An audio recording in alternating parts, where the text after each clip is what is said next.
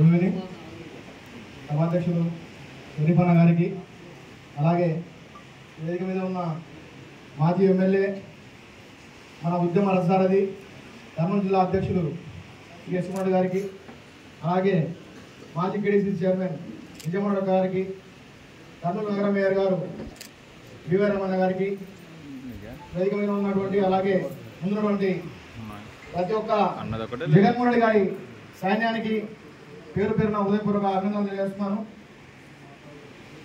ఈరోజు ఆంధ్రప్రదేశ్ రాష్ట్రంలో కూటమి ప్రభుత్వం ఏర్పడిన రోజు నుంచి నిజంగా ఏ ప్రభుత్వం ఏర్పడినా మన రాష్ట్రంలో ఒక 1 year గడువిస్తారు ప్రతిపక్షం. అంటే ఏం చేస్తారు చూద్దాము, తర్వాత మనం ఉద్యమిస్తాము, ఏ విధంగా ఆలోచిస్తారు. కానీ రాష్ట్రంలో ఉన్న అన్ని పార్టీలు కలిసి కూటమి ఏర్పడి మన మీద గెలిచామని విరవీగిన రోజు నుంచే మనకు అవకాశించారు వాళ్ళు. అంటే మీరు ఈ రోజు నుంచి ఉద్యమించండి, మేమేం చేయలేము, మేము చేతగానము, మేమేం చేయము, మాకు కావాల్సింది దాచుకోవడం, దోచుకోవడం, పంచడం చెప్పి మనకే అవకాశించారు. కాబట్టి వాళ్ళు అన్నమాట దానికి నిదర్శనంగానే రాష్ట్రంలో నిజంగా కనీ విని ఎరిగిన రీతిగా జగన్మోహన్ రెడ్డి గారికి ముందు తర్వాత అన్నట్టుగా జగన్మోహన్ రెడ్డి గారు వ్యవస్థలు ఏర్పాటు చేసి వెళ్ళారనమాట.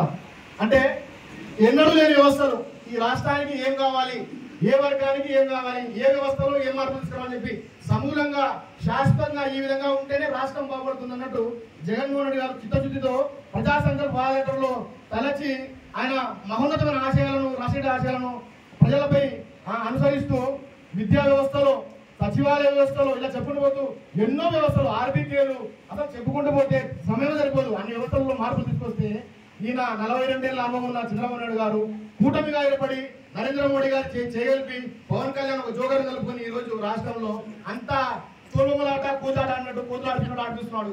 ఈయన పులుసుకోండి, ఈయన పసుకోనట్టుగా ఆయన కిదిపితేనా ఎగురాడుతున్నాడు. ఈయన సనాతనం అంటే ఆయన వచ్చి ముందర మాట్లాడతాడు, ఊకోరా అంటే ఊపుకుంటాడు. కాబట్టి ఈ రోజు రాష్ట్రంలో ఉన్నటువంటి ఈ కమిటీల ప్రభుత్వాన్ని త్వరలోనే తెరదింపుదాము.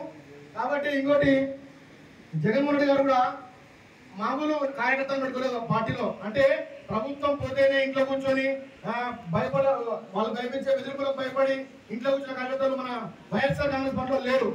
ప్రతి ఒక్కరూ మరో వైఎస్ జగన్మోహన్ రెడ్డి గారే. ప్రతి ఒక్కరు డే 1 నుంచి ఆ రోజు రిజల్ట్ వస్తే కూడా మన ఇండ్ల ముందర మన ఫ్యాన్ గుర్తును ఈడ్చుకుపోతుంటే కూడా ధైర్యంగా నిలబడ్డామే కానీ లోపల దాక్కోనో, జిల్లా దాటిపోయో, రాష్ట్రం దాటిపోయో మనం లేదు.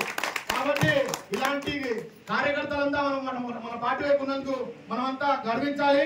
నిజంగా వెన్నుపోటు దినమని చెప్పి మన నాయకుడు ఈరోజు ప్రకటించాడు. ఇదంతా మనము చెప్పుకోవడం కాదు, జనాలకు వివరించాలా.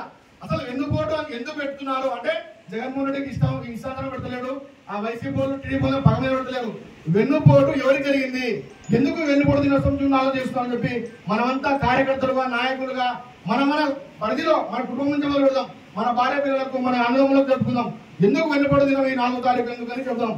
ఎందుకంటే జగన్మోహన్ రెడ్డి గారు పెట్టిన ఏ వ్యవస్థను, ఆరోగ్యశ్రీ దగ్గర నుంచి, అమ్మఒడి దగ్గర నుంచి, ఆర్బీకేల దగ్గర నుంచి, సచివాలయ వ్యవస్థలు, వాలంటీర్లు అన్నింటినీ నాశనం చేసి ఆయన పెట్టింది ఏమన్నా ఉందా పథకం అంటే, పోనీ ఆయన ఇచ్చిన సూపర్ సిటీలో ఏమన్నా ఇస్తారంటే ఏమీ వెళ్ళదు. ఇచ్చిన పథకం ఏమన్నా అంటే వైన్ షాపులు ఇచ్చి ఈరోజు తాగండి, ఎగురాడండి, రోడ్డు మీద